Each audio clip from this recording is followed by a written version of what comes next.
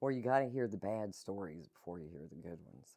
Somebody came to my house and slept for like 3 days straight.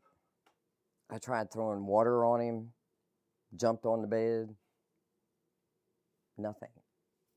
He just wouldn't come to.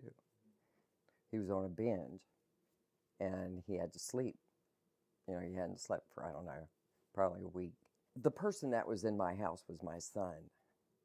I kind of did a little bit of investigating to find out who did this. And one thing led on to the other. I started doing meth, you know, going from one person to another. You know, you get to a point in life, especially when you're older, and you see something wrong or something isn't going your way, you want to try to change it. And that's more or less what I was trying to do, but I got carried away. I was doing it and enjoying it for so many years. It just feels like you can do anything. You could clean your whole house.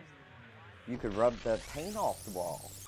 I mean, you get to a point if you do too much, the paint will come off. It's fun to smoke it. It's fun to snort it. Yeah. I mean, you get a couple people together and it's just like you're having a ball. I got busted. They throw you to the ground, throw you to the floor. Well, you know, once you get busted, you're supposed to stop. Well, I didn't, and they came back again. And the judge could have sentenced me to 32 years. I had to get off the stuff. So I started doing things in the community. I have my album here that shows all the stuff that I have done since then and what it takes to get off of the stuff. It just amazed me. In the process, I got rebaptized and just asked the Lord to help me. So I was talking to my lawyer and he said, you know, to stay out of trouble, stay away from those kind of people. And so that's when I stuck with the family, the church, and doing community service. And that's what saved me. On a Friday evening, my sister had called and she wanted me to go along with her on Saturday to go help paint. So she came and she picked me up and we went to the pregnancy center. So they pointed us in a direction to paint. We went and started. Well, she got done and she went into another room and somebody else came in and I started talking with that lady. And it was so weird because it was just like emotional. Mm-hmm. And I started crying and I told her, you know, that I had had 2 abortions. And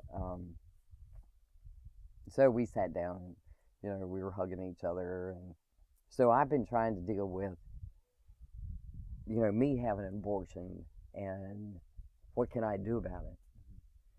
So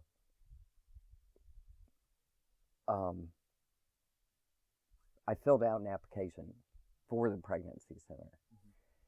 So hopefully I can go from there and talk to young girls.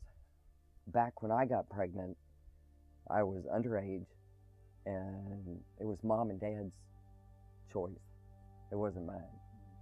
So, you know, now I'm looking at all that and it wasn't fair that I didn't get to make that choice.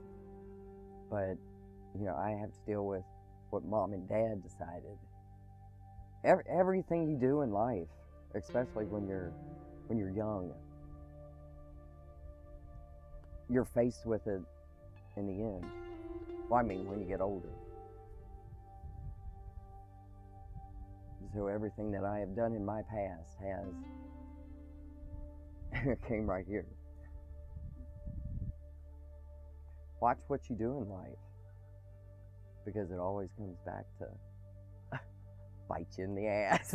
I don't, because it does.